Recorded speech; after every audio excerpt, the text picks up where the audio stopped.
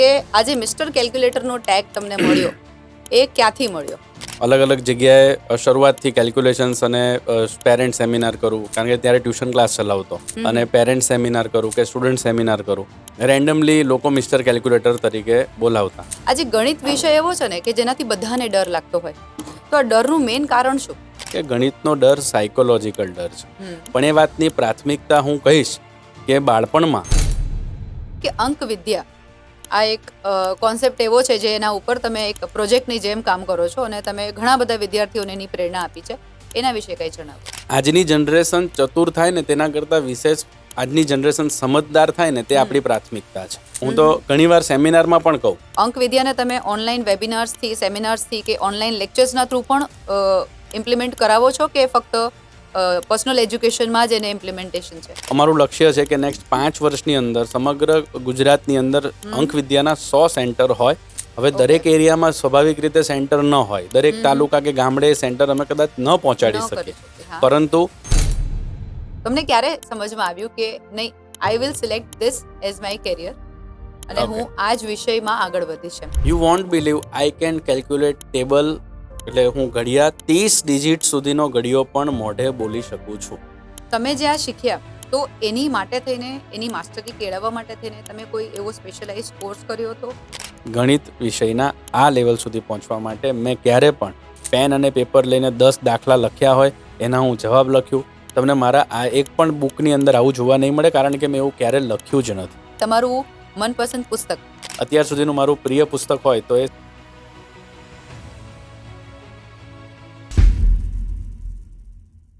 નમસ્કાર મિત્રો, સ્વાગત છે આપનું કીર્તિની વાતોમાં. આજે આપણે વાત કરવાના છે એક એવા વ્યક્તિ સાથે જેને આપણે મિસ્ટર કેલ્ક્યુલેટર તરીકે ઓળખીએ છીએ. તમને ખબર છે, આ એવા કેલ્ક્યુલેટર છે જે હ્યુમન્સ છે. હા, હ્યુમન્સ કેલ્ક્યુલેટર એટલે કે એવા વ્યક્તિત્વ ધરાવતા વ્યક્તિ કે જેમણે ગણિતને એવો રસપ્રદ વિષય બનાવી દીધો છે કે જેણે ઘણી બધી સમસ્યાઓનું સોલ્યુશન કાઢી દીધું છે. હા, ગણિત એવો વિષય છે કે જેનાથી બધાને ડર લાગે છે. વ્યક્તિ માત્રનો ગણિત પ્રત્યેનો જે ડર છે એ આજે આપણે દૂર કરવાનો છે અને આજે આપણે વાત કરવાની છે શ્રી અક્ષયભાઈ ખત્રી સાથે, જેને આપણે સૌ મિસ્ટર કેલ્ક્યુલેટર તરીકે ઓળખીએ છીએ. અક્ષયભાઈ, સ્વાગત છે આપનું કીર્તિની વાતોમાં. Thank you so much. નમસ્કાર, આપના દર્શક મિત્રોને પણ નમસ્કાર. અને ખાસ કરીને આપે ખૂબ અદ્ભુત શરૂઆત કરી છે. અમારા વિચારો તમારા દર્શક મિત્રો અને ફોલોઅર્સ સુધી પહોંચાડવાનું જે માધ્યમ બન્યા છો આપ, એ બદલ આપને સૌથી પહેલાં તો થેન્ક યુ. Thank you. અક્ષયભાઈ, આપણે શરૂઆત એવી રીતે જ કરવાની છે કે આજે મિસ્ટર કેલ્ક્યુલેટરનો ટેગ તમને મળ્યો એ ક્યાંથી મળ્યો? જ્યારથી ઇન્સ્ટાગ્રામમાં મેં મારું અકાઉન્ટ બનાવ્યું ત્યારે, અને હું અલગ અલગ જગ્યાએ શરૂઆતથી કેલ્ક્યુલેશન્સ અને પેરેન્ટ સેમિનાર કરું, કારણ કે ત્યારે ટ્યુશન ક્લાસ ચલાવતો, અને પેરેન્ટ સેમિનાર કરું કે સ્ટુડન્ટ સેમિનાર કરું, તો રેન્ડમલી લોકો મિસ્ટર કેલ્ક્યુલેટર તરીકે બોલાવતા. એટલે મારું ઇન્સ્ટાગ્રામની જ્યારથી શરૂઆત થઈ ત્યારે યુઝર નેમ કંઈક યુનિક જોઈતું હતું. તો એ ટાઈમે વિચાર આવ્યો કે લોકો હ્યુમન કેલ્ક્યુલેટર પણ કહે છે અને આખું હ્યુમન કેલ્ક્યુલેટર પોસિબલ ના થાય, એટલે પછી એ ટાઈમે મિસ્ટર કેલ્ક્યુલેટર લોકોના પ્રેમને ધ્યાનમાં રાખી અને એ યુઝર નેમ. એટલે આમ જોવા જઈએ તો આ મિસ્ટર કેલ્ક્યુલેટર છે લોકો દ્વારા આપવામાં આવેલી ઉપાધિ છે તમને. હા, હું એના પ્રેમને ધ્યાનમાં રાખીને જ આ નામ મગજમાં આવ્યું છે. Okay, very good. બીજું એક એવું છે કે ઘણા બધા સેમિનાર્સ તમે કર્યા છે જે ગણિત વિષયથી રિલેટેડ છે. વિદ્યાર્થીઓને જીવનમાં તમે એટલી બધી પ્રેરણા પૂરી પાડી છે. આજે ગણિત વિષય એવો છે ને કે જેનાથી બધાને ડર લાગતો હોય, તો આ ડરનું મેઇન કારણ શું? ગણિતનો ડર સાયકોલોજીકલ ડર છે. પહેલા તો હું તમને એ ચોખવટ કરું. 2 પ્રકારના વ્યક્તિઓને ગણિતનો ડર છે. મોટા ભાગના વાલીઓ અને મોટા ભાગના વિદ્યાર્થીઓ. સાચી વાત. હવે હું તમને એની પાછળના મૂળમાં લઈ જાઉં. હું સાયકોલોજીકલ ડર છે ને તેનું ઘણીવાર ઉદાહરણ પૂરું પાડું છું. હું ઉદાહરણ પૂરું પાડતા બોર્ડ ઉપર એક નંબર લખું કે હું જ્યારે 7th સ્ટાન્ડર્ડમાં હતો ત્યારે મારા એક મિત્રના ત્યાં ઇન્કમ ટેક્સની રેડ પડી. એ ઇન્કમ ટેક્સની રેડ પડી તો એના ત્યાં 3 દિવસની અંદર હું પછી નંબર લખું 6,53,35,19,607. આટલા રૂપિયા એમના ત્યાં કેશ પકડાયા. હવે આટલો મોટો નંબર સ્વાભાવિક રીતે બોર્ડ ઉપર જુએ અને પછી હું કહું કે આ શબ્દ બોલો, શબ્દમાં બોલો આ નંબર, હમ, એટલે બધા વિદ્યાર્થીઓની આંખ પોડી થઈ જાય. હમ, હવે આ પ્રયોગ મેં વિદ્યાર્થીઓમાં બી કર્યો છે અને હમ. વાલીઓમાં બી કર્યો છે. હમ. તો હું પ્રશ્ન કરું એટલે જવાબ આવતા સ્વાભાવિક રીતે 2 મિનિટ થાય, Correct. અને એમાં બી ઘણા વિદ્યાર્થીઓ એકમ દશક 100,000 હા, 10,000 હા, એવી રીતે ચાલુ કરે, પછી પ્રયાસ છોડી દે. હમ, જે જવાબ મળે હમ, તે થોડા સમય પછી 6 અબજ 35 કરોડ 53 લાખ. પછી હું પૂછું કે આ સંખ્યા હમ. નાની છે કે મોટી છે, હમ. તો બધા જ લોકો એમ કે મોટી છે, કારણ કે Correct. અબજોમાં રૂપિયા પકડાય એ. હા, એટલે મોટી સંખ્યા. એના પછી હું નેક્સ્ટ પ્રશ્ન પૂછું, દિલ પર હાથ રાખીને કહો, આ સંખ્યા મોટી છે કે બહુ મોટી છે? એટલે મને સ્વાભાવિક રીતે જવાબ મળે બહુ બહુ મોટી છે. મોટી છે. હા. અને પછી હું એ જ નંબર લખું, 6 અબજ 35 કરોડ 53 લાખ 19,607. આ જ નંબર પણ હું અલ્પવિરામ કાઢીને લખું અને કહું કે આ તો મારા મિત્રનો મોબાઈલ નંબર હતો.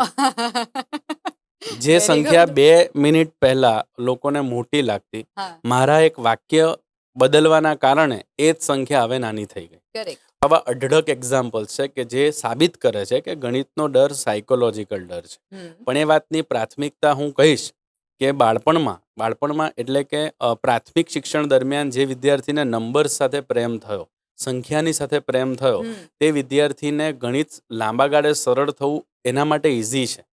પણ જેને ગણિતને નંબર્સની સાથે પ્રેમ નથી ને, જેને હમ, હમ, જો બાળપણમાં એ વિકસી ન શક્યો, તો એ વ્યક્તિ નંબર્સ અને ગણિતની સાથે લાંબા ગાળે પ્રેમ નહીં કરી શકે.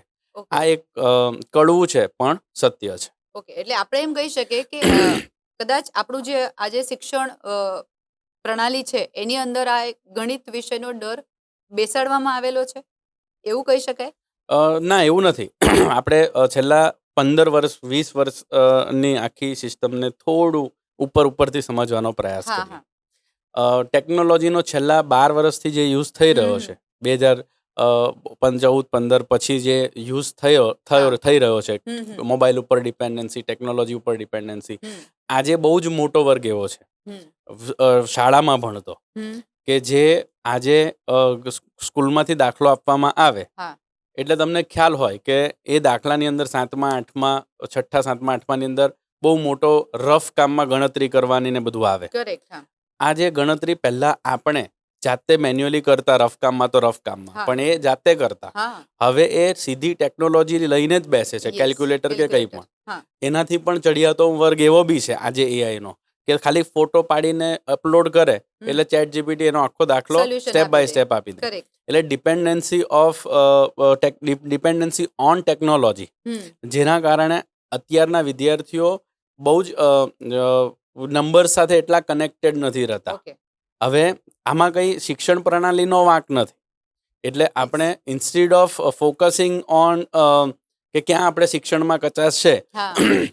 એની જગ્યાએ શિક્ષકો જો વિદ્યાર્થીઓની સાથે એવી રીતે કનેક્ટ થાય કે રમત પોઝિટિવ કોમ્પિટિશનનું વાતાવરણ ક્લાસરૂમમાં બનાવી દે, Yes. તો હા. વિદ્યાર્થીઓ બાય ડિફોલ્ટ એની એ સિસ્ટમમાં જોડાશે. Okay. વાલીઓએ પણ બહુ જાગ્રત રહેવાની જરૂર છે કે બાળક જ્યારે ઘરે હોમવર્ક કરે છે ત્યારે મોબાઈલ નથી લેતો, અથવા તો દાખલા જાતે ગણે છે ને, હા. કોઈના ઉતારા કર્યા વગર, Yes. એ જોવાની જરૂર છે. તો એ વિદ્યાર્થી જાતે પ્રેક્ટિસ કરતો કરી થશે. શકશે. Yes. આપણે જ્યારે ભણતા ત્યારે આપણી પાસે આ બધા ઇન્સ્ટ્રુમેન્ટ્સ કે ગેજેટ્સ નહોતા. નહોતા. આપણે નંબર્સ જ્યાં જોઈએ ત્યાં, મેં તો એવો ઘણો બધો, મેં ભગવાનની કૃપા છે કે 12-13 હજાર જેટલા શિક્ષકોને ગણિત વિષય સરળ બનાવવાની ટ્રેનિંગ આપી છે. Very good. તો હું એ જે ગણિત જેનો પ્રિય છે, કે જે ગણિતના શિક્ષકો છે, એવો બહુ મોટો વર્ગ એવો છે કે જે એવું એક્સેપ્ટ કરે છે કે મને જ્યારે પણ હું ગાડીના નંબર પ્લેટ જોઉં તો મને ટોટલ કરવાની આદત છે, મને મોબાઈલ નંબર જોઉં તો મને એના કેલ્ક્યુલેશન્સ કરવાની આદત છે.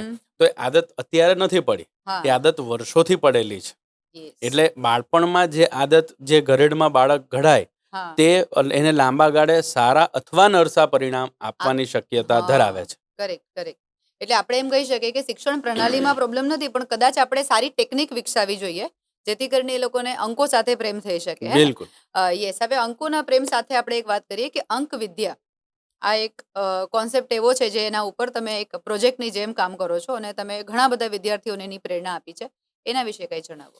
અંક વિદ્યા એકચ્યુઅલી હું મારું ડ્રીમ પહેલેથી એવું રહ્યું કે હમ. ગણિતની પેરેલલ એક એવું ગણિત હોવું જોઈએ હમ. કે જે બાળકના આઈક્યુ ઇક્યુ અને એસક્યુ ઉપર કામ કરે. યસ. ગણિત લોકો એવું માને કે નિર્ણય ક્ષમતા વિકસાવે, જેમાં હા. કોઈ શંકાને સ્થાન જ નથી. હમ.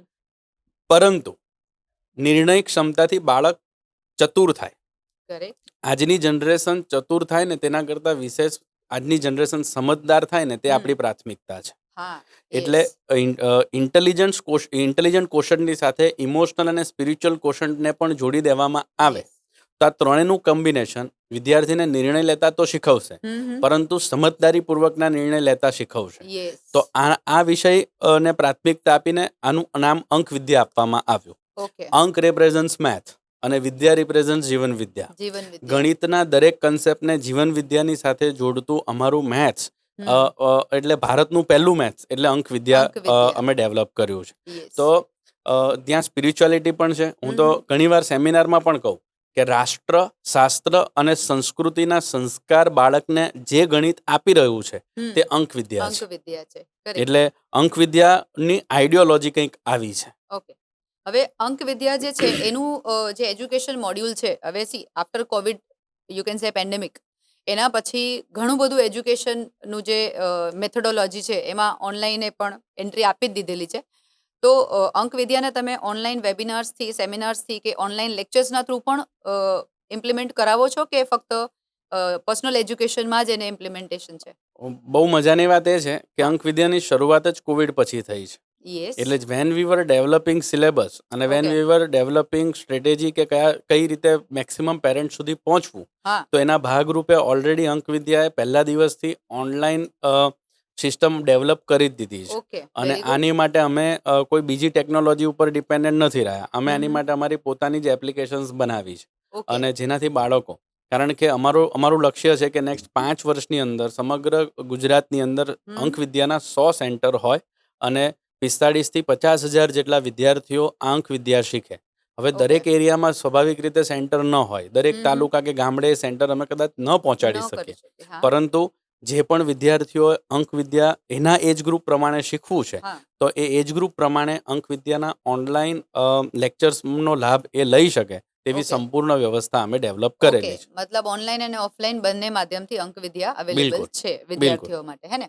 હવે જેમ તમે કીધું કે તમે વિદ્યાર્થીઓની સાથે શિક્ષકોને પણ ગણિત વિષય પ્રત્યેનો એક લગાવ, એવો અટેચમેન્ટ એની સાથે બનાવી દીધું છે કે ઘણાને, હવે મારી પોતાની જ વાત કરું તો મને પોતાને મેથ્સ ગમતું નથી, પણ because it is part of our study, તો બધાએ જ મેથ્સ શીખ્યું છે અને બહુ સારી રીતે પોતે જસ્ટિસ આપી શકે એવો તનતોડ મહેનત કરીને બધાએ પ્રયત્નો કર્યો હશે.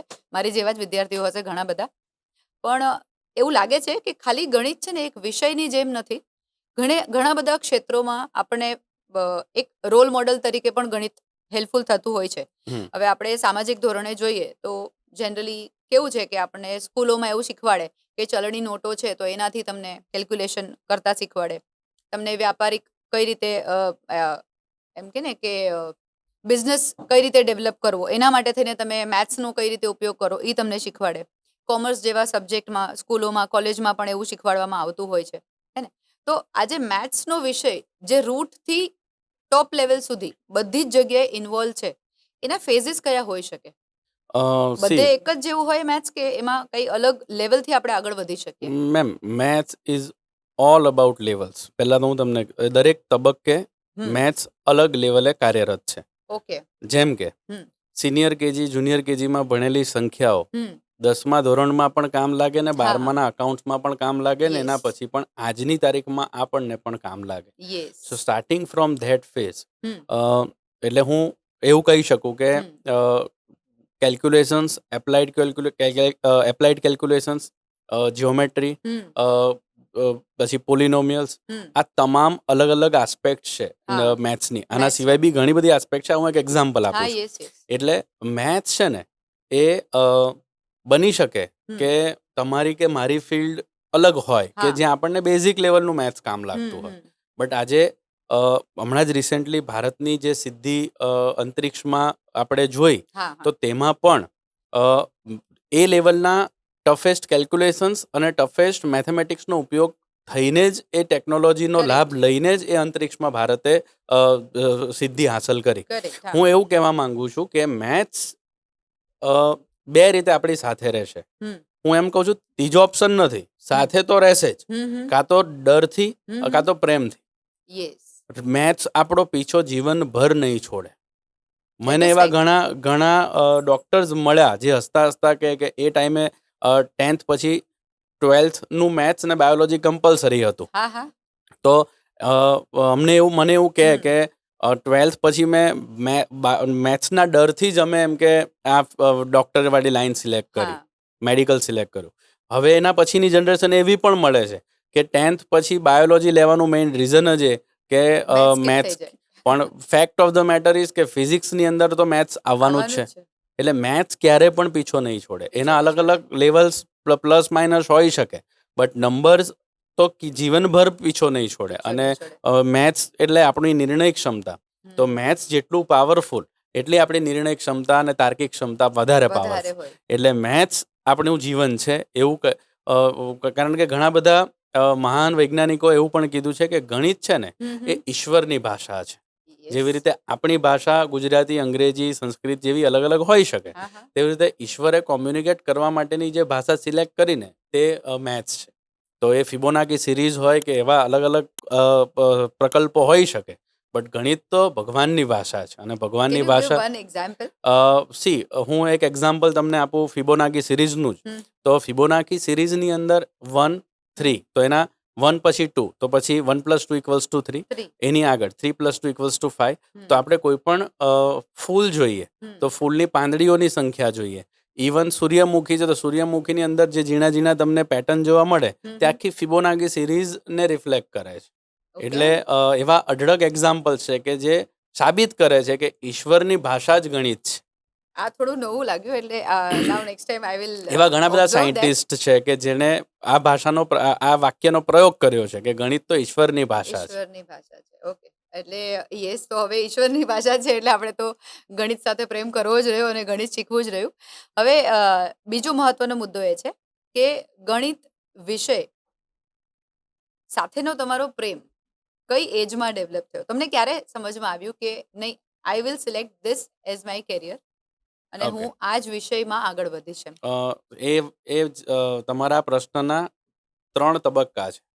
સૌથી પહેલો તબક્કો when I was studying in school.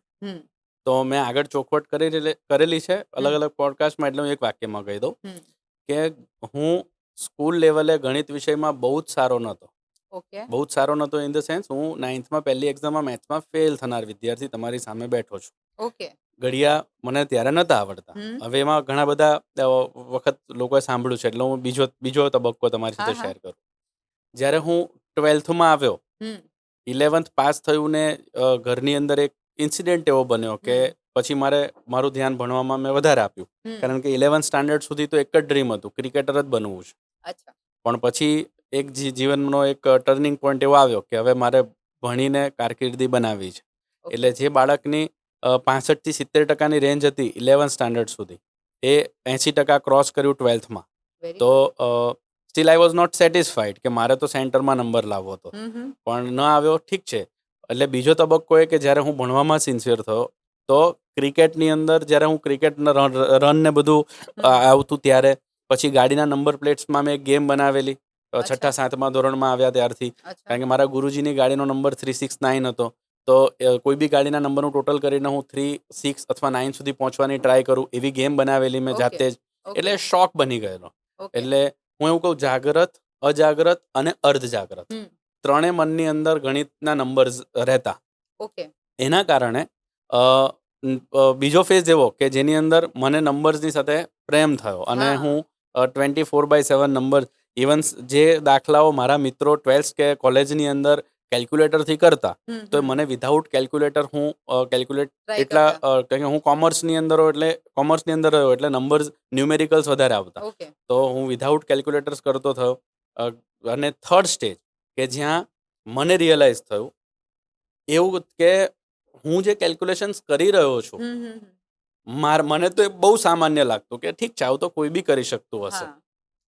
You won't believe I can calculate table એટલે હું ઘડિયા 30 ડિજિટ સુધીનો ઘડિયો પણ મોઢે બોલી શકું છું. Oh my God. એટલે મેં અત્યારે જે 12 ડિજિટના કેલ્ક્યુલેટર્સ આવે તો 2.5 કેલ્ક્યુલેટરની કેપેસિટી વાળું કેલ્ક્યુલેશન્સ ભગવાનની કૃપાથી હું Very કેલ્ક્યુલેટ good. કરી શકું. Very તો good. એ ટાઈમે કદાચ હું 8 કે 10 ડિજિટ સુધી પહોંચેલો. હા હા તો મને એવું હતું કે હું બહુ સામાન્ય છે આ બધી વસ્તુ, કોઈ બી કરી શકતું હશે. બટ મેં જ્યારે લોકોને શેર કર્યું તો લોકોને બહુ યુનિક લાગ્યું કે આ વસ્તુ પોસિબલ નથી. ત્યારે થયું કે હું આને પ્રોફેશનને મીન્સ મારા પેશનને પ્રોફેશન કેવી રીતે પ્રોફેશન બનાવું. બનાવી. હા અને ફાઇનલી પેલું સોનામાં સુગંધ પડે હા એમ કોલેજ પૂરી થઈને હું મારા ગુરુજીને મળ્યો તો ગુરુજીએ મેં પૂછ્યું એ પહેલાં જ મને કહી દીધું કે બેટા આપણે બિઝનેસ કરવાનો છે ને પ્રોફેશન આને બનાવવાનો છે. મેં પૂછ્યું જ સરસ. નહોતું ને મને કહી દીધું. સરસ. અને ત્યારથી લઈ આજ સુધી મેં મારો રિઝ્યુમ નથી બનાવ્યો. મેં Okay. ખાલી ગણિત વિષયના દર વર્ષે હું નવું શું કરી શકું, આ વર્ષે હું શું નવું કરું, આ વર્ષે હું શું નવું Okay. કરું, એટલે તમારી ઈ લેવલને તમે અપગ્રેડ કર્યું. હું હજી કરતો જ રહું છું. Okay. બિકોઝ હું શીખતો રહું છું, જેના કારણે હું નવું કરતો રહું છું. Okay. એટલે આજે હા. અમારું અત્યારનું વર્ઝન અંક વિદ્યા છે હા કે જેની અંદર અમે એવું કંઈક કરવા માંગીએ છીએ કે અંક વિદ્યા 4 આસ્પેક્ટને કવર કરે. અમારા શિક્ષક મિત્રો અમારા 4 બાબતને ફોકસ્ડ છે. પહેલું અબાકસથી નંબર્સ વિઝ્યુલાઇઝેશન સ્ટ્રોંગ કરવું. ઓકે બીજું એનસીઆરટી ફાઉન્ડેશન ઉપર ફોકસ કરવું. યસ બાળકોને ગણિત નથી ગમતું, 7થના બાળકને 7થનું ગણિત ન ગમે તો શિક્ષક 7થની મહેનત ખોટી કરે છે. 10માંથી 8 વિદ્યાર્થી એવા છે કે જેને 1 થી 6ના બેઝિક્સ ક્લિયર નથી. સાચી વાત છે. એટલે અમે એવું ફોકસ કર્યું કે દરેક ગ્રેડના એનસીઆરટી ફાઉન્ડેશન બાળક શીખે. થર્ડ, બાળક વૈદિક મેથ્સની એવી ટેકનિક શીખે. આજના બાળક રિવોર્ડ સિસ્ટમ ઉપર કામ કરે છે. Yes. એટલે માની લો મેં આજે શીખવાડ્યું ને તો એને આજે જ આવડી ગયું અને આજે જ એપ્રિસિએશન મળી ગયું તો એ વિદ્યાર્થી કાલે કંઈક નવું શીખવાની ધગસ કેળવશે. એટલે અમે વૈદિક ગણિતની એવી ટેકનિક્સ લીધી હા કે જેને ઓન ધ સ્પોટ એપ્રિસિએશન આપે. થર્ડ ઓકે અને ફોર્થ, થર્ડ સ્ટાન્ડર્ડનું બાળક એના એજ ગ્રુપ પ્રમાણેનું કોઈ ચેપ્ટર શીખે છે અંક વિદ્યામાં તો એ ચેપ્ટરમાં એને વર્લ્ડ લેવલના ક્વેશ્ચન્સ આવડવા જોઈએ. ઓકે એટલે અમે ઓલિમ્પિયાડ લેવલની તૈયારી આ 4 સ્ટેજ છે અમારું ઓકે કે એકદમ બેઝિક્સથી લઈ અને વર્લ્ડ લેવલના ક્વેશ્ચન્સ અંક વિદ્યા બાળકને શીખવશે. Very nice. આ વિઝનની સાથે અમે અત્યારે કામ કરી રહ્યા છીએ. Very nice. એટલે આમ જોવા જઈએ તો અંક વિદ્યા is the entire Combination. Package. Entire પેકેજની જેમ બિલકુલ. કહી શકીએ કે જેની અંદર બેસિક થી લઈને એક્સપર્ટીઝ સુધીનું ઘણું હું બધું એ લોકોને મળી એક જાય છે. વાક્યમાં કન્ક્લુડ કરું હા. તો હું એવું કહી શકું મેમ કે શા માટે બાળક 2 કલાક એક ઇન્સ્ટિટ્યૂટમાં જાય છે હા તો 2 કલાક અબાકસ એકલું શું કામ શીખે? બાળકને લર્નિંગ કેપેસિટી 45 મિનિટથી વધારે નથી આજના બાળકની. બધા બાળકોને Agree. કેપેસિટી ના હોય. હમ. આજના બાળકને દર 45 મિનિટે ટીચર્સ બદલાય તે જોઈએ. એટલે 2 કલાક સુધી જો બાળક ખાલી અબાકસના ક્લાસીસમાં કે ખાલી વૈદિક મેથ્સમાં જાય છે, ખાલી કોઈ કંઈક ફિંગર મેથ્સમાં જાય છે, એની જગ્યાએ વોટ વી હેવ ડન, અમે અંક વિદ્યાને માની લો કે તમારું બાળક 2nd ગ્રેડમાં એડમિશન લે છે હા. તો એને 2nd ગ્રેડ જેટલું અબાકસ શીખવાડીએ. ઓકે એને 2nd ગ્રેડનું એનસીઆરટી ફાઉન્ડેશન આપીએ. ઓકે એને 2nd સ્ટાન્ડર્ડ માટે વર્લ્ડ લેવલનો બનાવીએ. આ Yes. વિઝન અંક વિદ્યાએ ડેવલપ કરેલું છે, ઓકે જેનો લાભ અત્યારે હજારો વિદ્યાર્થીઓ લઈ લઈ રહ્યા છે. રહ્યા છે. એટલે બાળક અંક વિદ્યામાં આવે છે તો એના એજ ગ્રુપ પ્રમાણે એ વર્લ્ડ લેવલનો તૈયાર થાય. That is our vision. એ કેલ્ક્યુલેશનમાં સુપરફાસ્ટ હોવો જોઈએ વિઝ્યુલાઇઝેશન ટેકનિકથી. પ્લસ એની સાથે સાથે ખાલી કેલ્ક્યુલેશન્સથી મેથ્સ ડેવલપ નહીં થાય. એની સાથે સાથે એના એજ ગ્રુપ પ્રમાણેના એનસીઆરટી ફાઉન્ડેશન પણ આવડવું ડેવલપ કરવા જોઈએ. પડશે અને એને એ લેવલનું ઓલિમ્પિયાડનું પ્રિપેરેશન પણ કરાવવી કરાવવું પડશે. પડશે. ઓકે. એ કામ અમે કરી રહ્યા છે. Okay. અને આ બધાનું ફાઉન્ડિંગ પિલર ગણિતના દરેક કન્સેપ્ટને રાષ્ટ્રશાસ્ત્ર સંસ્કૃતિની સાથે બાળક શીખવો જોઈએ. Correct. એટલે 4th ઇમ્પોર્ટન્ટ પિલર તમારું આ છે, જે Okay. બાકીના 3 પિલરને જસ્ટિફાય કરે છે. ઓકે હવે એક પ્રશ્ન એ છે કે વૈદિક મેથ્સ અને અંક વિદ્યા બરોબર આ બંને વચ્ચે કોર ડિફરન્સ શું છે? Ma'am Vedic maths to be very honest અમે જે કોર્સિસ બનાવ્યા છે વૈદિક એનો મેથ્સ part છે. અમે જે કોર્સિસ બનાવ્યા એનો એક ભાગ છે.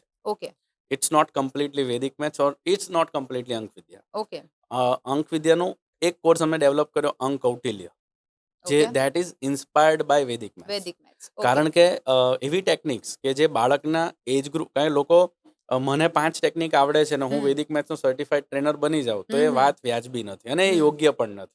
તમને વૈદિક ગણિતનું કશું જ નથી ખબર ને તમે મારા પાસે ટેક્સ સાંભળશો વૈદિક મેથ ટ્રેનર તો તમને એમ લાગશે કે નહીં, he is very well expert. Correct but વૈદિક ગણિત એ તીર્થજી મહારાજ દ્વારા ડેવલપ થયેલી ભારતને એક સુવર્ણ ભેટ છે. ભેટ છે. યસ એને સંપૂર્ણ ન શીખવું ત્યાં સુધી હું મારી જાતને વૈદિક મેથ્સનો જસ્ટિફાઈડ ટ્રેનર ના કહી શકું. શકાય. કરેક્ટ. એટલે હું એવું ચોક્કસથી કહીશ કે અમે ઇન્સ્પાયર થયા છીએ વૈદિક મેથ્સની ઘણી બધી ટેકનિક્સ જે એજ ગ્રુપ પ્રમાણે અમે ઇન્ક્લુડ કરી છે, પણ અમે આખું વૈદિક ગણિત હજી અમે શીખી રહ્યા છીએ. શીખી રહ્યા છે. Very nice. To be very honest, તમે એટલા સરસ રીતે આન્સર આપ્યા છે. હવે બીજું એક એ છે કે અંક વિદ્યા માટે રાઈટ એજ શું? કઈ એજ 4 ગ્રુપથી વર્ષથી સ્ટાર્ટ લઈ કરાય? અને 14 વર્ષનું કોઈ પણ બાળક, અરે હું Okay. તો એમ કહું અપર એજ અમારે રાખવી પડી છે. હા, બાકી એની અપર એજ એકચ્યુઅલમાં છે જ નહીં. છે જ નહીં. હા. કોઈ પણ બાળક 4 વર્ષથી શરૂઆત કરી અને ઉપરની એજ છે જ નહીં. 14 વર્ષ સુધી સ્વાભાવિક છે કે અબાકસ જેવા ઇન્સ્ટ્રુમેન્ટ્સથી મેથ શીખવાની એજ અપર લિમિટ 14 વર્ષની હા, છે. હા. પણ એમાં પણ હું તમને કહું કે શીખવાની ધગસ હશે તો ઉપરની એજ નથી. ઓકે. હા, કોમ્પિટિટિવ એક્ઝામ્સની પ્રિપરેશન કરી રહ્યા છે તો એના માટેના વિદ્યાર્થીઓના સ્પેશિયલ બકેટ્સ બનાવ્યા છે કે તમે Okay. આટલું શીખશો તો કેલ્ક્યુલેશન તમને કોમ્પિટિટિવ એક્ઝામ માટે કામ લાગશે. ઓકે. પછી કોઈ ટીચર છે કે જેને અંક વિદ્યા શીખવું છે તો ધે કેન ઓલ્સો જોઈન અસ. અમે ગણિત ક્રાંતિ અભિયાનની શરૂઆત કરી. ગયા વર્ષે એની અંદર નિયર અબાઉટ 27,000 સ્ટુડન્ટ્સ જોડાયા. આ Very વર્ષે good. અમારી પાસે 40,000 વિદ્યાર્થીઓ છે અમારા આ ગણિત ક્રાંતિ અભિયાનની અંદર. પણ એની માટે અમે સ્વાભાવિક રીતે અમારે ટીચર્સ જોઈશે. હવે ટીચર્સને શીખવાડશું તો એ બાળકો સુધી પહોંચશે. યસ, એટલે એની કોઈ અપર એજ લિમિટ નથી, બટ જુનિયર કેજી સિનિયર કેજીથી શરૂ કરી અને સ્કૂલની વાત કરશો તો 9th 10th સુધીના બાળકો અમે અમારા અંક વિદ્યાનો લાભ લઈ શકે. લઈ શકે છે. ગણિત સિવાય બીજો એવો કયો વિષય છે? ક્રિકેટ. ક્રિકેટ વિષય તો નથી. એટલે હું cricket is a passion, you હા, કેન સે. એટલે હું it game is your choice. હા હા. એટલે હું એટલા માટે ક્રિકેટ કહું છું કારણ કે મારે તો એની પાછળની એક નાનકડી સ્ટોરી છે, કદાચ દર્શક મિત્રોમાંથી કોઈને કામ લાગે. હા. 6th સ્ટાન્ડર્ડની અંદર અમે ક્રિકેટ, મને આમ તો 4th 5th ક્રિકેટ રમવાનો ઘણો શોખ. મારે ક્રિકેટર જ બનવું હતું, મેં જે રીતે તમને વાત કરી. મારો એક ફ્રેન્ડ રણજી સુધી પણ પહોંચ્યો, પણ 7th ગ્રેડમાં હું આવ્યો ને હા. ત્યારે અમે બંને મિત્રોએ નક્કી કરેલું કે બરોડા ક્રિકેટ એકેડેમીમાં આપણે એડમિશન લઈશું. ઓકે. મારા ફાધરની ઇન્કમ એવી નથી કે 25,000-30,000 એ ટાઈમે પે કરીને મને એડમિશન અપાવે. ઓકે. મારો પ્રિય પ્લેયર હતો સચિન તેંડુલકર. ઓકે. એટલે એને હું એવો ફોલો કરું કે એના જેવું કેવી રીતે સ્ટાન્સ લઉં, એના જેવી કેવી રીતે હું સ્ટ્રેટ ડ્રાઈવ મારું, કેવી રીતે ડિફેન્સ કરું, એને કોપી કરવાની ટ્રાય અમે કરતા. પણ જે દિવસે આ ઇન્સિડન્ટ બન્યો, હું પહેલેથી મારા મમ્મી પપ્પાના સંસ્કારના લીધે આધ્યાત્મિકતા વાળું માઇન્ડસેટ મારું ડેવલપ પહેલેથી થયેલું. એટલે કોઈ પણ સેટબેકને પોઝિટિવલી કેવી રીતે જોવું એની આદત મને આધ્યાત્મિકતા હોવાના કારણે પહેલેથી હતી. હવે ક્રિકેટર બનવું એટલે ક્રિકેટના સચિન તેંડુલકર બનવું એવું ડ્રીમ બાળપણમાં હું જોતો. પણ ખબર નહીં નેચરલી એ દિવસે શું થયું, હું ના જઈ શક્યો, મારો ફ્રેન્ડ ત્યાં ગયો તો ભગવાને એ ટાઈમે વિચાર એવો આપ્યો કે અક્ષય, તું જે ફિલ્ડમાં જાય ને તે ફિલ્ડનો સચિન બની શકે, not necessary to be Sachin Tendulkar of mathematics, means cricket. તું મેથ્સમાં જઈશ તો મીન્સ આપણે આપણા કામના લેવલને બેસ્ટ રીતે કરી શકીએ તો આપણે જે ફિલ્ડમાં હોય તે ફિલ્ડના સચિન તેંડુલકર બની શકીએ. કેમ સચિન બનવાનો વિચાર આવેલો? Sachin was known as God of cricket. એને એવી રીતે એની ફિલ્ડને ગોળીને પી ગયા ભાઈ કે આજે આપણે હા, એટલે એને એના વાઈફે સ્ટેટમેન્ટ આપેલું. મને હજી યાદ છે કે એના વાઈફે જ્યારે રિટાયરમેન્ટનો દિવસ હતો તો એને પત્રકારે પૂછ્યું કે આવતીકાલથી સચિન તેંડુલકર ફિલ્ડમાં નહીં હોય તો તમને કેવું લાગે છે? તો એને બહુ મસ્ત વાત કીધેલું, I can imagine cricket without Sachin, but I can not imagine Sachin without cricket. Even after રિટાયરમેન્ટના સેકન્ડ ડેના દિવસે પણ એમણે 300 બોલ નેટ પ્રેક્ટિસ કરી રિટાયરમેન્ટ પછી સવારે. એટલે એના દિવસની શરૂઆત 300, 400, 500 ક્રિકેટ બોલ્સ રમે એના પછી એના દિવસની શરૂઆત થતી. એનું પેશન છે. હા, એટલે હું સચિન તેંડુલકરથી બહુ જ ઇન્સ્પાયર્ડ હતો, પણ મેં નક્કી કરેલું કે હું મારા ફિલ્ડનો સચિન તેંડુલકર બનીશ. હવે આ વિચારથી પરિણામ શું આવ્યું? તો પરિણામ એ આવ્યું કે I became first in the world કે જેનો આન્સર ઉપરથી ક્વેશ્ચનનો ઓફિશિયલી વર્લ્ડ રેકોર્ડ હોય. અને મેં મારા જ વર્લ્ડ રેકોર્ડ્સને બ્રેક કરીને 5 વર્લ્ડ રેકોર્ડ્સ ક્રિએટ કર્યા છે. અને વિશ્વના 750 કરોડ લોકોમાંથી પહેલો વ્યક્તિ બની શક્યો કે જે આન્સર ઉપરથી ક્વેશ્ચન કહી શકે છે. જો એ મારા મગજમાં એ દિવસે ના આવ્યું હોત કે સચિન તેંડુલકર હું જે ફિલ્ડમાં જઈશ તેનો બનું તો હું આ લેવલ સુધી ન પહોંચી શક્યો. એટલે મારો બીજો વિષય મને ભણવાનું નહોતું ગમતું મેમ. મને અકાઉન્ટ સ્ટેટ બહુ ગમ્યો કેમ કે એની અંદર બી બે નંબર્સ અને મેથ્સ હતા. Yes, calculation. કારણ કે હું ગોખણપટ્ટીવાળો વ્યક્તિ જ નહોતો કે જે વાંચીને કાલે એક્ઝામ આપી શકે. મારા હેન્ડરાઇટિંગ બહુ સારા હતા પણ હું મને બીજા વિષયો એટલા એટ્રેક્ટ નહોતા કરતા જેટલું મેથ્સ કરતું હતું. 10th સ્ટાન્ડર્ડની અંદર મને આજ ભલે 9thની મેં તમને સ્ટોરી કીધી, મને નંબર્સ પ્રત્યે એટલો પ્રેમ થઈ ગયેલો. 10th સ્ટાન્ડર્ડની અંદર જે આપણી પ્રિલિમની એક્ઝામ લેવાય, આઈ થિંક જાન્યુઆરીની અંદર જે ફૂલ સિલેબસની હોય, સ્કૂલ ડે, તેની અંદર મારા મેથ્સમાં 3 ક્લાસમાં હાઈએસ્ટ 91 માર્ક હતા ઓકે. અને સાયન્સમાં 32 કે 33 હતા. અચ્છા. એટલે હું ફેલ હતો કદાચ એમાં પણ. હા. તો ટીચર્સ વર સરપ્રાઈઝ કે કેવી રીતે આવું, શોક થતા હતા કે આ કેવી રીતે આ પોસિબલ છે કે મેથ્સમાં આ લેવલ ને સાયન્સમાં આ લેવલ. સાયન્સમાં મને બીજો વિષય એટલો એટ્રેક્ટ નહોતો કરતો, નહોતો ગમતો ભણવો, હા. જેટલો મને મેથ્સની અંદર રસ હતો. So it is part of study કરીને તમે આગળના સબ્જેક્ટ હા. ક્લિયર કરી લીધા. એટલે મેં મારા બચાવ માટે બીજા કોઈ વિષયની જગ્યાએ ક્રિકેટ કહી દીધું તમને. પણ બચાવ પ્રયોગથી પણ બહુ સરસ હતી કેમ કે એમાંથી એટલું સુંદર સ્ટેટમેન્ટ મળ્યું કે તમે જે પણ ફિલ્ડમાં હોય એ ફિલ્ડના તમે સચિન તેંડુલકર બની શકો છો. યસ, હા. એટલે તમે જે સબ્જેક્ટ કે જે વિષય પ્રત્યે રુચિ ધરાવો છો એને પ્રેમ કરો, એ બહુ જરૂરી છે. હું મારા વિદ્યાર્થીઓને પણ જો કે આ વસ્તુ કહેતી હોઉં છું કે તમે જે સ્ટ્રીમમાં છો, તમે જે વિષય, તમે જે કોર્સ પસંદ કર્યો છે, તમે જો એના ગળાડૂબ પ્રેમમાં પડો ને તો તમે એની ઊંડાઈ સુધી જઈ શકો. અને જે પણ વિષય સાથે તમે સંકળાવો છો એને પ્રેમ કરવો જરૂરી છે કેમ કે જ્યારે આપણે પ્રેમમાં હોય ને ત્યારે આપણી નિરીક્ષણ શક્તિ વધી જાય. બિલકુલ. એટલે આપણે એની ઝીણામાં ઝીણી બાબતોને શીખવાનો, સમજવાનો એવો ઘણો બધો પ્રયત્ન કરતા હોઈએ છીએ અને ક્યાંક અટકીએ તો એને સોલ્વ કરવાનો પ્રયત્ન કરતા હોઈએ એટલે છીએ. ડિફરન્સ હું તમને ખાલી એક સ્ટેજ તમારું આગળ વધારું યસ. હા. કે પેશન માં ફરક માત્ર એટલો છે કે પેશન કોને કહેવાય કે હું ગણિત વિષયનું રિસર્ચ કે ગણિત વિષય ભણાવું તો ગણિત વિષયને લગતી કોઈ પણ ક્રિયા જ્યારે હું કરું ત્યારે મને કામ કરું, માની લો લેક્ચર લઈ રહ્યો છું તો મને લેક્ચર લેતી વખતે એવો વિચાર જ ના આવે કે આમાં આ લેક્ચર પછી મને કેટલા રૂપિયા મળશે, શું મળશે. તમને આર્થિક feel બાબત happy જ ભૂલાઈ inside. જાય. તમને હા. અંદરથી એવું લાગે કે એક દિવ્ય શક્તિ તમારામાં કામ કરી રહી છે Correct. અને એ દિવ્ય શક્તિ જ તમને એનર્જી પ્રોવાઈડ કરી રહી છે. જ્યારે તમે તમારા પેશન માટે કામ કરશો ને ત્યારે એ દિવ્ય શક્તિ એટલે ભગવાન તમારી અંદર કામ કરી રહ્યા છે તેવું તમને ચોક્કસથી અનુભવ ભગવાન કરાવશે. Correct. કારણ કે અગનપંખ બુકની અંદર અબ્દુલ કલામે આ જ વસ્તુ કીધેલી કે મારી અંદર એક એવી ડિવાઇન એનર્જી કામ કરતી મેં ફીલ કરી છે કે જે મારી એનર્જી કદાચ 10 કલાક કામ કરવાની હોય તો એ એનર્જી મને 17-18 કલાક કામ કરવા માટે પ્રેરિત કરી રહી છે. કરે છે. બિકોઝ પેશન એવી વસ્તુ છે કે જે વિષય ઉપર તમે કામ કરશો, માની લો કે કોઈ વ્યક્તિને વિડીયો એડિટિંગ કરવું ગમે છે અને એનું પેશન છે તો એ 20-22 કલાક સુધી એ કરી શકશે. એને એવું નહીં થાય કે હવે મારે 8 કલાક કામ કર્યા પછી હવે મને કંટાળો આવે છે. એને કંટાળો નામનો શબ્દ જ એના જીવનમાં નહીં હોય. હવે છે ને આપણે થોડા ટોપિક્સ એવા પણ લઈએ કે જે જેન ઝી ને લાગુ પડતા હોય. જેન ઝી અત્યારે બહુ વધારે ચર્ચામાં છે અને એક એવું જનરેશન છે જે ટેકનિકલી જોવા જઈએ તો બહુ ક્રિએટિવ છે અને એ લોકોનું લોજિક્સ એટલું વધારે સ્ટ્રોંગ અને ક્લિયર છે ને કે to the point. They want everything quick. It is just like scrolling the reels. એક નથી ગમી, next. When they stick on a particular thing પછી એ એના ડેપ્થમાં જવાનું પસંદ કરે છે. એ જનરેશન એવું છે. એક સમય એવો હતો કે જેમાં અમુક જનરેશનના લોકો એવું સ્વીકારી લેતા હતા કે નહીં આ જ છે એને જ આપણે સ્વીકારીને આગળ વધવાનું છે. પણ અત્યારે એ લોકો પોતાની ચોઈસ પ્રત્યે સજાગ છે. દે નો વોટ દે વોન્ટ. હે ને? તો આપણે આ જે જનરેશન છે એને લાગુ થઈ શકે એવું મેથ્સથી રિલેટેડ તમે કેવા સજેશન્સ આપી શકો?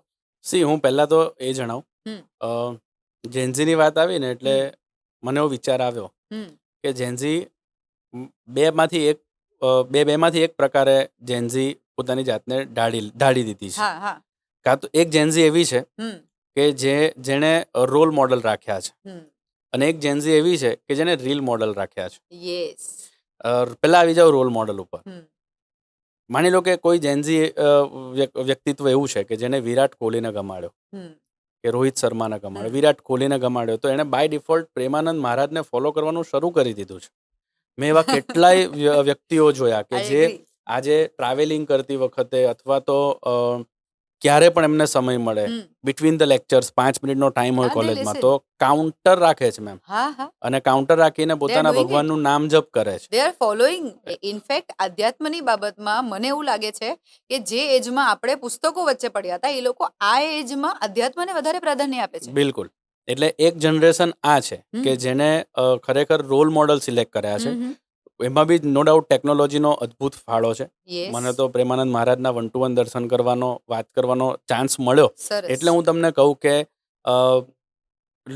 જીવન અને દેશને હમ હમ. ટ્રાન્સફોર્મ કરી શકે તેવી આ વાત છે, અચ્છા જો રોલ મોડલ સિલેક્ટ કરશું તો. હમ હમ. અને માની લો કે રીલ મોડલ સિલેક્ટ થયા તો આ જેન્ઝી એવી પણ છે કે જે વિનાશને બી નોતરી શકે, યસ પોતાના પરિવારના અને અંતતઃ રાષ્ટ્રના. Yes they are detached, they are not attached. હા, એટલે કેવું થશે કે સમજી લો કે જેન્ઝીના 2 પ્રકાર.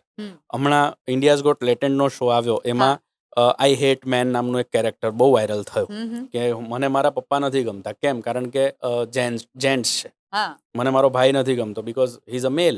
તો હું એવું કહેવા માંગુ છું કે આ પ્રકારના જે કેરેક્ટર છે ને એ વિકૃત માનસિકતાને નોતરું આપીને બેઠા છે. આપીને બેઠા છે. અને એની સામે તમે જુઓ તો એવા મૈથિલી તમે જુઓ, જે MP બન્યા અને Yes, આટલા સરસ મૈથિલી સિંગર ઠાકોર. મૈથિલી ઠાકોર. તો જેન્ઝી રીલ મોડલ બી બની શકે અને રોલ મોડલ બી બનાવી શકે. તો બંને પ્રકારના વ્યક્તિત્વ. અને આ તો કેવી વાત છે મેમ, સમયાંતરે દરેક વસ્તુના પ્રોઝ એન્ડ કોન્સ હોય. છે હવે સારી બાબત એ છે કે they are very much clear. એમને પહેલા દિવસથી ખબર છે કે મારે શું જોઈએ છે. હા અને એના કારણે કહેવાય ને કે ફિલ્ડ સિલેક્ટ કરવી પોતાની મનગમતી, કે પછી પોતાનું કરિયર સિલેક્ટ કરવું. આ જેન્ઝીમાંથી મેં બહુ બધા વ્યક્તિઓ એવા Yes. જોયા છે કે જે ભલે ભણતા હોય પણ ભણતા અર્નિંગ કરી રહ્યા છે. હા કરે જ છે, એમને લારી ખોલવામાં શરમ નથી. જરાય નહીં. એ તો મને બી ખ્યાલ છે. રાઈટ? તો Yes, કેમ? yes, કારણ કે totally agree. એમની માટે એવું છે કે નહીં, we will earn, we will હા, ડુ સમથિંગ હા, ક્રિએટિવ. હા. અમને કેક બનાવવાનું ગમે છે, હા. અમે ચીઝ કેકનો થેલો નાખી દઈશું. હા અમે 2-4 ઇન્ફ્લુએન્સર્સને બોલાવીને માર્કેટિંગ કરી લઈશું. યસ સો પહેલાના સમયમાં તમે વિચારો, વી વર ગેટિંગ હેઝિટેટેડ. આપણને હા. એવું થતું કે યાર કોણ વિચારશે, કેવું. વી આર હું સ્ટડીંગ ઇનટુ એન્જિનિયરિંગ. હવે આપણે લોકો ચાની ટપરી પર જઈએ તો કેવું લાગે કે હું engineer- તમને હા. મારી લાઈફની સ્ટોરી કહું. હું અહીંયા સુરતમાં અડાજણ વિસ્તારમાં જ્યોતિન્દ્ર ગાર્ડન છે. હમ. એ ગાર્ડનની બહાર ગેટ પર બેસીને હું કિચન વેચતો. હવે હું કંઈ Okay. વિલિંગલી શોખથી નહોતો વેચતો, ઘરે હા, જઈને it was ખાખરા need. વેચતો. હા. It was in need. હા પણ હેઝિટેશન થતું. મારા જ ક્લાસના વિદ્યાર્થીઓ ગાર્ડનમાં આવે સાંજે, હા. અને મને બીજે દિવસે સવારે સ્કૂલમાં જોવાના હોય ને એ જ વિદ્યાર્થી મને દેખાઈ જાય, હા. તો મને હેઝિટેટ ફીલ થતું. હવે આજનું જેન્ઝી કેવો છે કે હું માની લો કે ચીઝ કેક નું કામ કરું છું, he will proudly share reel on Instagram. Yes તો આ માઇન્ડસેટ બદલાયું છે બીકોઝ ઓફ બદલાયું છે. જેન્ઝી. યસ સો એ બહુ સારી 100%, બાબત છે કે 100%. જેના ઉપર આપણે વિચાર કરવો વિચારે જોઈએ. કરવો જોઈએ. હા એટલે તમે કીધું એ પ્રમાણે જેન્ઝી દેશને બદલી શકે. બદલી શકે એમ છે. હવે કોટ અનકોટ હા. બદલી શકે, હા સારી રીતે અથવા એમની રીતે. અને યસ, મારો ક્વેશ્ચન ત્યાં સુધીનો કન્ક્લુઝનમાં હતો કે એને મેથ્સથી રિલેટેડ, એટલે કે કેલ્ક્યુલેટિવ માઇન્ડસેટમાં. બિકોઝ સી મારા ધારવા પ્રમાણે ધારણા છે, પછી ખબર નથી કઈ રીતે એ આગળ વધી શકે, પણ મને એવું લાગે છે, મારું પણ એક નાનકડું ઓબ્ઝર્વેશન છે, આ જનરેશનને છે ને, દે નો વેન ટુ સે નો. હમ. આપણે જે હેઝિટેશનમાંથી નીકળે ને કે ના ના આ વડીલ છે, આપણે એને ના કહેવાય, એવું આ જનરેશન નથી માનતું. Hmm. If they are disagreeing for the particular point, they are stuck on that point. Okay, એ લોકો એડમેન્ટ થઈને કહી દે છે કે ના આ મને નહીં ચાલે એટલે નહીં ચાલે. ઓકે, પણ ઘણી બધી જગ્યાએ જેમ કીધું કે ગણિત એવો વિષય છે કે જીવનના દરેક પાસામાં તમને હેલ્પફુલ થાય છે. ઓકે, અને ઘણી સમસ્યાઓના સોલ્યુશનમાં પણ ગણિત જે છે, જીવનનું ગણિત કહી શકો, કેલ્ક્યુલેટિવ માઇન્ડસેટ કહી શકો, ટ્રિકી મેથ્સ જે તમારા મગજમાં ચાલતું હોય એને કહી શકો, એ પણ ઘણી જગ્યાએ તમારા સંબંધો બચાવી શકે છે એવું મને લાગે છે. તો આ જેન્ઝીને તમે શું કહી શકો મેમ, એના હું માટે? તમે આ વાતના 2 ભાગ છે. હા. એક મેથ્સ વાળો ભાગ છે અને એક ના કહી શકાય. હા પહેલા મારે તમને એ વાત કરવી છે. હમ હમ કદાચ ઘણા લોકોને નહીં ગમે, આઈ એમ રિયલી સોરી. પણ હું કહીશ કે જે બ્લન્ટલી હા અને સામેવાળો શું વિચારશે, ખાસ કરીને વડીલ શું વિચારશે, હમ એના ઇમોશન્સને વિચાર્યા વગર ના કહી દેવું, હા તો એ ના પાડવી એ સારી વાત છે. નાનો નો મીન્સનો આપણે બધાને એ ડાયલોગ બહુ સારી રીતે ખબર સારી છે. રીતે પણ ખબર છે. ઘણી બાબતમાં, નોટ એવરીવન, અમુક લોકોએ વિનમ્રતા રાખીને ડિસન્સીથી, પોલાઇટલી ના પાડતા શીખવાની જરૂર છે. કરેક્ટ. એટલે આ એક મહત્વની Correct. બાબત હતી. ના કહેવું જ જોઈએ. If I am not agree with your point of view તો મારે તમને ના પાડવી જોઈએ. પણ બટ એની એ method ધ્યાનમાં છે. રાખીને કે એ એરોગન્સથી ના જઈ રહી છે કે વિનમ્રતાથી ના જઈ રહી છે, Yes. એ મારે વિચારવું જરૂરી છે. પહેલો જરૂરી છે. પોઈન્ટ. હવે આવે છે મેથ્સની બાબત. હમ. મેમ ગણિત વિષય એવો છે કે મને ઘણા આજનું એજ ગ્રુપ એવું મળે હમ. કે સર કેલ્ક્યુલેટર તો અવેલેબલ છે, શા માટે નંબર્સ માટે આટલી મહેનત કરવી? હમ. અમે 11-12માં આવી જઈએ તો કેલ્ક્યુલેટર્સ તો અમારા હાથમાં હોય છે, હા. મોબાઈલ્સ હોય છે. હમ. હવે તો આર્ટિફિશિયલ ઇન્ટેલિજન્સ આવી ગયું. હવે અમારે જે કેલ્ક્યુલેટ સ્માર્ટલી થઈ શકે છે એના માટે એફર્ટ શું કામ એમ? એટલે આવી વાત છે મેમ કે જેણે ચેટ જીપીટી ડેવલપ કર્યું, કે જેણે પણ આ બધી ટેકનોલોજીસ વિકસાવી, they were very smart in math, they were very smart in numbers. Yes. તો હવે માની લો કે હું નંબર્સમાં ડિટેચ થઈ, હમ. જે પણ બાળકનું ન્યુમેરિકલ સ્કિલ બાળપણમાં સ્માર્ટ હોય તેના બ્રેઇન સિનોપ્સિસ વધારે પાવરફુલી કામ કરી શકે. આવા અઢળક રિપોર્ટ્સ ઓનલાઈન તમને મળી જશે, હમ. સાયન્ટિફિકલી પ્રુવન રિપોર્ટ મળશે. હમ. સો બાળકની ગમે તેટલા કેલ્ક્યુલેટર્સ આવે, હમ. કેલ્ક્યુલેટરનું કામ ભલે ગણતરી કરવાનું હોય, પણ ન્યુમેરિકલ સ્કિલનું સ્માર્ટ બ્રેઇનને સ્માર્ટ બનાવવાનું છે. યસ. સ્માર્ટફોન બનાવવાથી માણસની સ્માર્ટનેસ ન ઘટે, તેનું આપણે ધ્યાન રાખવું પડશે. રાખવું પડશે. રાખવું પડશે. સ્માર્ટફોન કેમ બન્યા? કારણ કે હ્યુમન સ્માર્ટ હતા. હવે Yes. સ્માર્ટનેસ આપણી ઘટતી જશે ને તો એ ટેકનોલોજીની અંદર ક્રાંતિ આવતી બંધ થશે. બંધ થઈ એટલે જશે.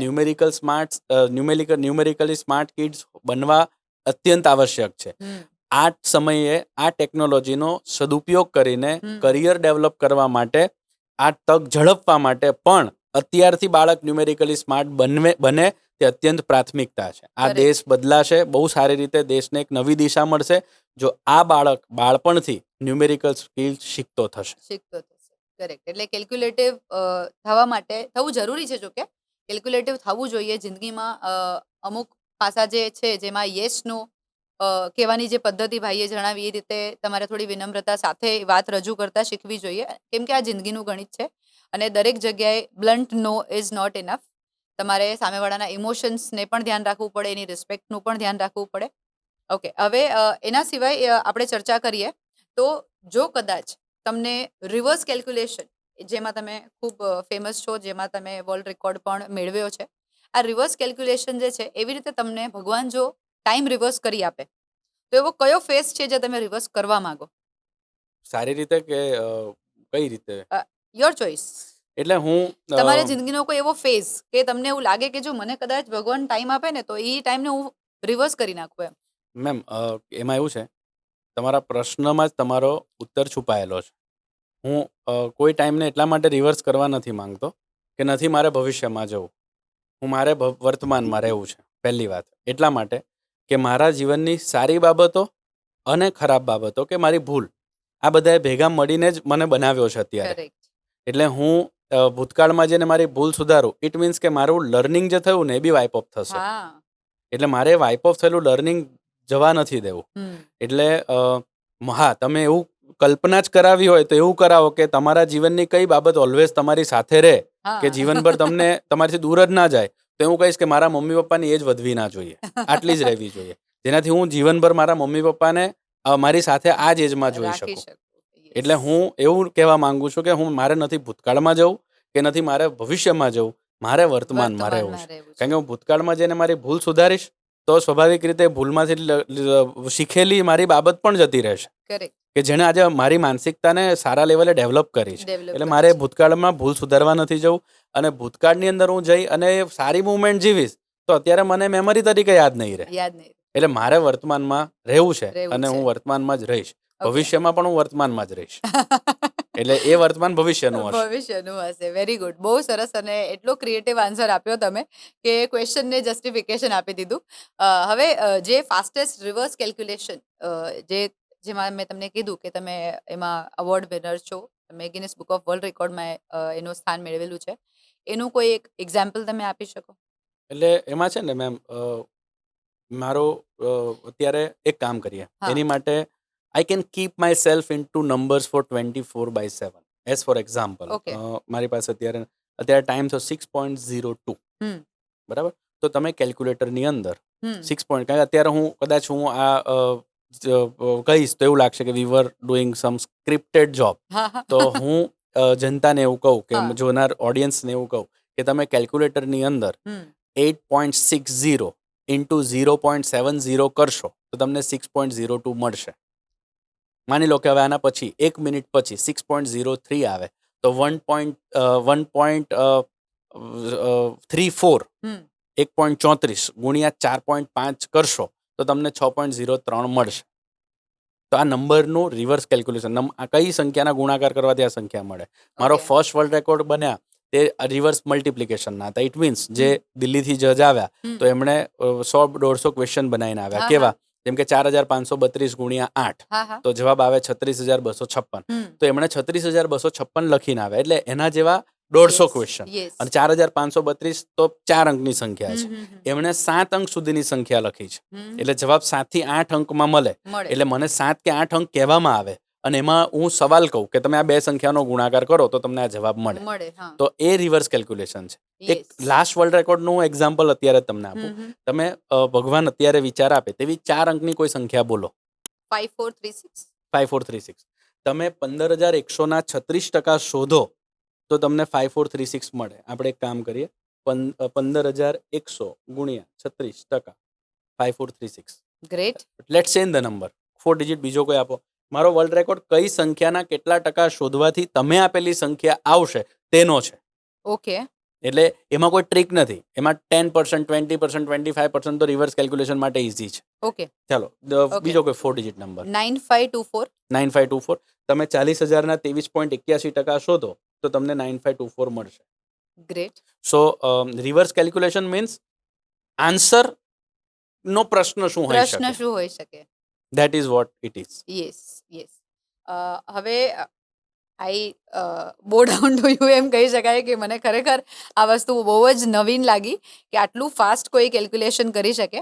પણ જ્યારે આવા પ્રશ્નો અત્યારે આપણે જે રીતે શૂટમાં બેઠા છે એના સિવાય જે સમયે તમારો એકચ્યુઅલીમાં વર્લ્ડ રેકોર્ડ સ્થાપિત થવાનો હતો ત્યારે આટલા બધા ઓડિયન્સ હોય, આટલા બધા કેમેરાસ ને બધું લાઈવ ટેલિકાસ્ટ ચાલતું હોય, એ ટાઈમે મગજમાં કોઈ એવો ડર કે એવી કોઈ સ્થિતિ કે જેને હિસાબે એવો ભય લાગે કે કંઈ ખોટું થશે તો? મને સ્ટેજ ઉપર આજ દિવસ સુધી ક્યારે પણ એવો ડર નથી લાગ્યો કે મારો આન્સર ખોટો પડશે.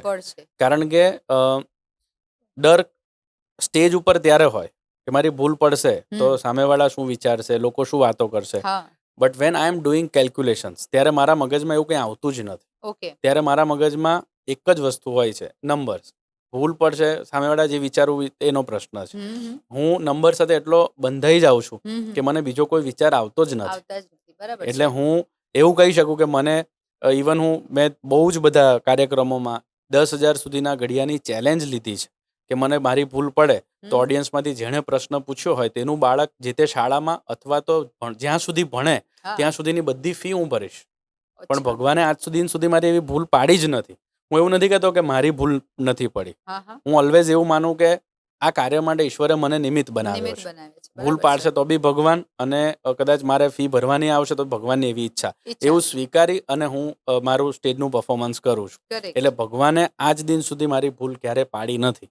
અને મને એવો વિશ્વાસ છે કે મારી ભૂલ ઈશ્વર પાડશે નહીં. હવે બીજી તમને ગુજરાતી તરીકે વાત કરું કે હું 30 ડિજિટ સુધીના કેલ્ક્યુલેશન એકદમ સ્પીડમાં કરી શકું છું, તો હું 4 ડિજિટનો તો ચેલેન્જ લઈ શકું આરામથી. એટલે બીજી વાત એ બી છે કે હું 30 ડિજિટના કેલ્ક્યુલેશન કરું છું અને ચેલેન્જ 4 ડિજિટની લઈ રહ્યો છું, તો ભગવાન કેવી રીતે ભૂલ પાડી શકે? હા, કરેક્ટ. ઓકે. હવે એક પ્રશ્ન એવો છે કે તમે જે આ શીખ્યા તો એની માટે થઈને, એની માસ્ટરી કેળવવા માટે થઈને તમે કોઈ એવો સ્પેશિયલાઇઝ કોર્સ કર્યો હતો કે કોઈના અંડર તમે શીખ્યા હતા કે કોઈ એવી સંસ્થા છે કે જ્યાં તમે આ વસ્તુ શીખ્યા? ના, એવું કેવી કંઈ. રીતે આ સ્કિલ તમે ડેવલપ કરી? હા, એટલે એની માટે હું તો તમને એ વસ્તુ કહું કે મેં ક્યારે પેન અને પેપર લઈને પ્રેક્ટિસ નથી કરી. ગણિત વિષયના આ લેવલ સુધી પહોંચવા માટે મેં ક્યારે પણ પેન અને પેપર લઈને 10 દાખલા લખ્યા હોય એના હું જવાબ લખ્યું. તમને મારા આ એક પણ બુકની અંદર આવું જોવા નહીં મળે, કારણ કે મેં એવું ક્યારે લખ્યું જ નથી. નંબર્સને વિઝ્યુલાઇઝ કરતો ગયો. મારું લાસ્ટ 3 યરનું self driving travelling near about 1 lakh kilometre છે. કે જેમાં મેં જાતે ડ્રાઈવ કરીને ગુજરાત ટ્રાવેલ કર્યું છે. હવે હું એકલો ટ્રાવેલ કરતો હોઉં એટલે બે હા, વસ્તુ હોય, એક હા, મ્યુઝિક અને હા. એની સાથે સાથે આજુબાજુની ગાડીના નંબર પ્લેટ્સ. તમે વિચાર કરો કે 1,00,000 કિલોમીટરની અંદર મારી આજુબાજુમાં કેટલી ગાડી ગઈ હશે. કેટલી ગાડી આવે તો એ કરેક્ટ. બધી લગભગ મારી આજુબાજુ જનાર તમામ ગાડીઓને હું જોઉં, એનું એનાલિસિસ કરું. મને આવી રીતે જ આદત પડી છે. આ તો મેં તમને છેલ્લા 3 વર્ષનું કીધું. હું તો એકચ્યુઅલી છેલ્લા 13 વર્ષથી કોન્સ્ટન્ટ ન્યુમેરિકલ નંબર્સનું એનાલિસિસ કરી રહ્યો છું. આ ઓકે. બધું કામ છેલ્લા 13 વર્ષથી કરું છું. અને હજી હું કહું છું કે હું મારા નવા બેન્ચમાર્ક બનાવતો જ જઈશ. મારી યસ. કોમ્પિટિશન અક્ષય ખત્રીની કોમ્પિટિશન અક્ષય ખત્રી અક્ષય સાથે છે. ખત્રી સાથે જ છે. બીજા કરેક્ટ. કોઈની સાથે નથી. કરેક્ટ. એટલે અને કોઈ મારો વિદ્યાર્થી, હું તમને એ બી કહું કે મને બહુ સારું થયું ભગવાન અત્યારે યાદ કરાવ્યું. ઘણા લોકોને એવું હોય કે it's a god gifted talent, પણ એવું નથી. આન્સર ઉપરથી ક્વેશ્ચન કહેવાનો પહેલો વર્લ્ડ રેકોર્ડ મારો બન્યો, પણ અમે અમારા વિદ્યાર્થીઓનો બી વર્લ્ડ રેકોર્ડ બનાવડાવ્યો. અંક વિદ્યાના વિદ્યાર્થીઓ આન્સર ઉપરથી ક્વેશ્ચન કહે છે, એનો વર્લ્ડ રેકોર્ડ અમે 27 ડિસેમ્બર 2025ના દિવસે રજીસ્ટર કરાવડાવ્યો. Very good. એટલે અને એ બી કેવા ચોથા, પાંચમા, છઠ્ઠામાં ભણતા વિદ્યાર્થીઓ આન્સર ઉપરથી ક્વેશ્ચન કે તેનો વર્લ્ડ રેકોર્ડ બનાવ્યો છે. ઓકે. એટલે પાસિંગ ઓન યોર નોલેજ. બિલકુલ. એટલે હું શિક્ષક તરીકે હું નવું કરી શકું છું. એનું કારણ જ એ છે કે શિક્ષણ તરીકે મેં પ્રોફેશન શિક્ષણને પ્રોફેશન બનાવ્યો છે, જેથી હું રોજ નવું શીખી શકું. જેમ હું ભણાવું, જેમ હું નવો વિડીયો બનાવું, તેમ મારા મગજમાં કંઈક નવું ભગવાન આપે. એટલે નહીં તો કેવું એક નોલેજ એક સ્ટક થઈ જાય કે ચાલો હવે આનાથી બહાર તમે ન નીકળી શકો. પણ જ્યારે તમે ભણાવો ત્યારે તમારે નવા વિચારો કરવા પડે, નવા આઈડિયાઝ ક્રિએટ કરવા પડે. આજે હું 1 કલાકના લેક્ચરમાં શું નવું ભણાવીશ, 7મા ધોરણની અંદર હું શું નવું મૂકું સિલેબસમાં, એ વિચારતા ન્યૂ સ્કિલ્સ એડ ઓન થતી જાય. એટલે શિક્ષકનું પ્રોફેશન એવું છે, તમે ધારો તો રોજ નવું કરી શકીએ. Yes, agree. Because I am also a teacher. તો હું પણ એને કનેક્ટ કરી શકું છું કે એક સારો શિક્ષક એ જ હોય જે એક સારો વિદ્યાર્થી તરીકે રોજ શીખે અને શીખતો જ રહે. કેમ કે તમે જ તમારા વિદ્યાર્થીઓની પ્રેરણા બનો છો અને તમે જો તમારી સ્કિલ્સ એ રીતે રેગ્યુલરલી અપડેટ કરતા રહ્યો તો તમને જોઈને ઓટોમેટિક વિદ્યાર્થીઓ પણ એને ફોલો કરશે અને એ લોકો પણ શીખવાની જે વૃત્તિ છે એ ડેવલપ કરશે.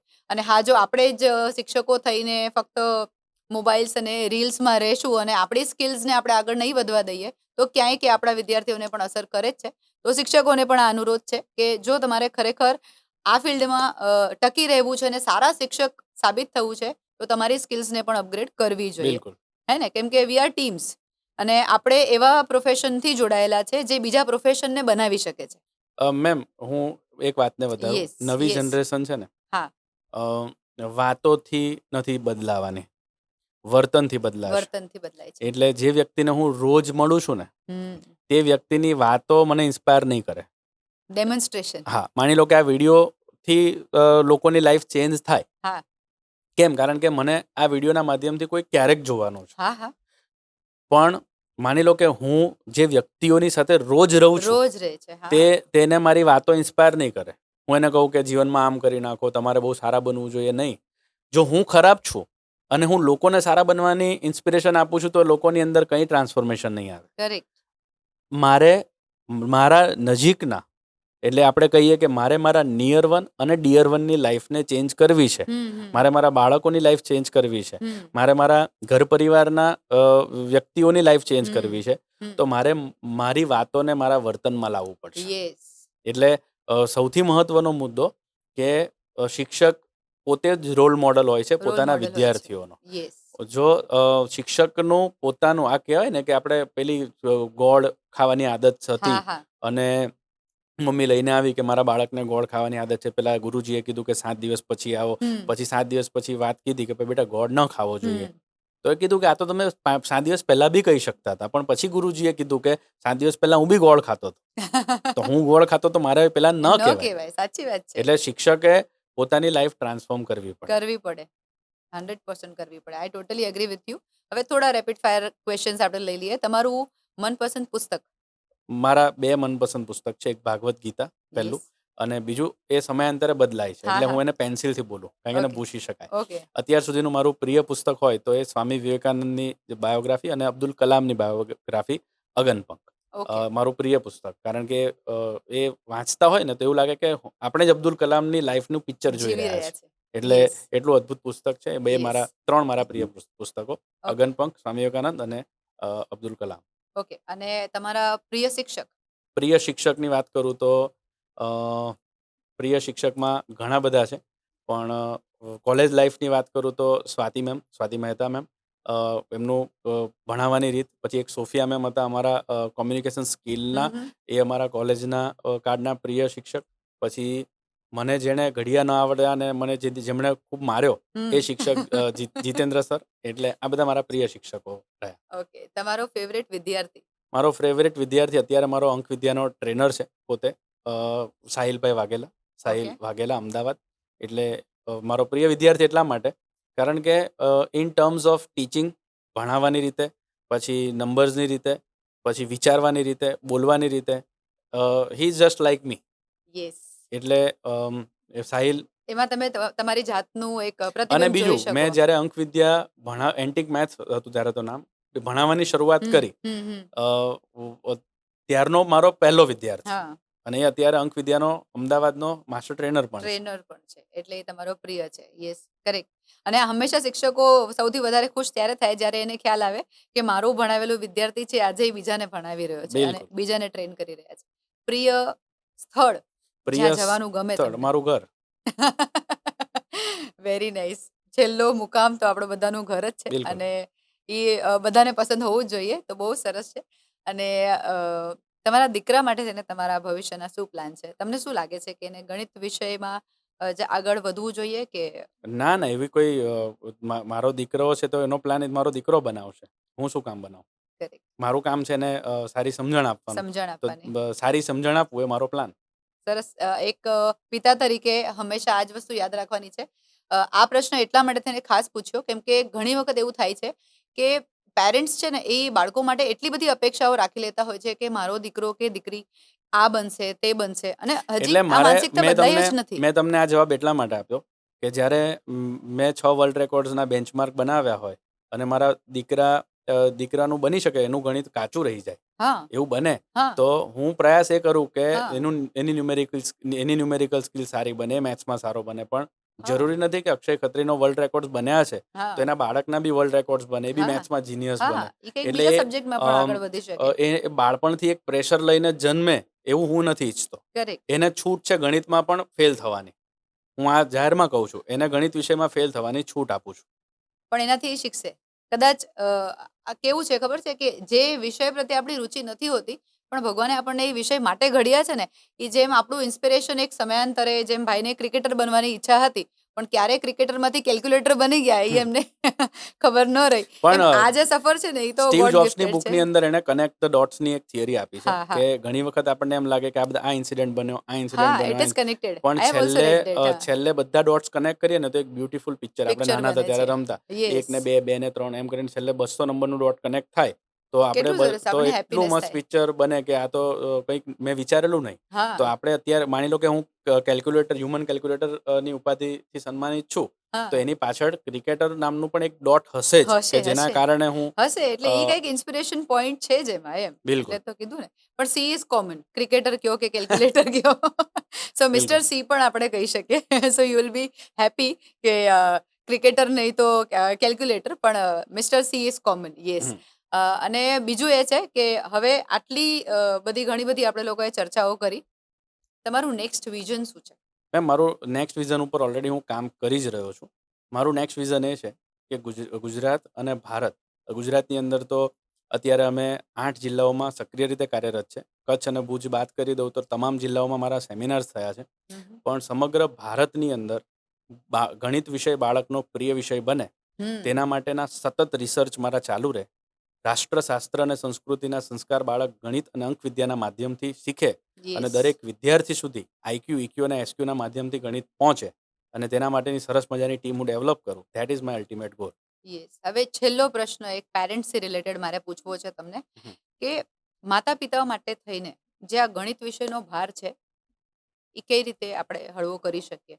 કેમ કે જનરલી છે ને બધા પેરેન્ટ્સને એ જ ચિંતા હોય કે એને મેથ્સમાં કેટલા માર્ક્સ આવ્યા છે. રિઝલ્ટ જોઈએ ને તો હંમેશા પહેલા એ લોકો મેથ્સનો સબ્જેક્ટ હાઇલાઇટ કરીને જોતા હોય, પોઈન્ટ આઉટ કરીને કે એને મેથ્સમાં કેટલા આવ્યા. હે ને? તો આ એક કોમન પ્રશ્ન છે જે દરેક માતા પિતાને, ભલે તે ગમે તેટલા એજ્યુકેટેડ હોય, બટ આ પ્રશ્ન એમને સતાવે જ છે. મેમ, તો એમને શું સલાહ આપી શકાય? પહેલાં તો દરેક માતા પિતાએ અત્યારની શિક્ષા વ્યવસ્થાને સમજવાની જરૂર છે. હમ. અ, કોઈ શિક્ષા વ્યવસ્થાનો હું દોષ નથી આપતો, કોઈને કંઈ નથી કહેતો, પણ જે થઈ ગયું છે અત્યારે તે હું તમને કહું. હમ ગણિત વિષય અથવા તો કોઈ પણ વિષય, વર્તમાન પરિસ્થિતિ એવી છે, હમ હમ એક્ઝામ આવે ને હમ એટલે અસાઇનમેન્ટ્સ ઓલરેડી બાળકના હાથમાં હોય છે.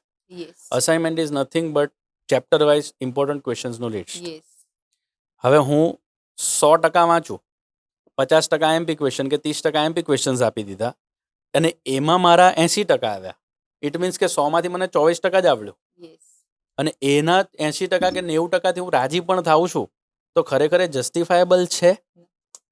પહેલું.